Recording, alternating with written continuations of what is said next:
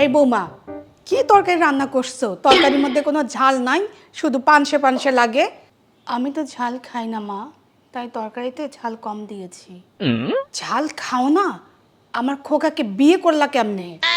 কিন্তু মা, ও তো আমাকে বলে তুমি আমার মিষ্টি। ও তো তোমাকে মিষ্টি বলে আর আমার সামনে পান্তা ভাত চায়। A few moments later. জানো তোমার মা কি বলে? আমাকে ঝাল খেতে। তুমি তো জানো আমি ঝাল খেতে পারি না। আর একদিন ঝাল খেতে গিয়ে আমার চোখ দিয়ে পানি পড়ছে। আমি কি প্রেম করে বিয়ে করেছি ঝাল খাওয়ার জন্য? তোমার মা যেন একটা মিলিটারি ট্রেনার। কে গো মিলিটারি? আমি?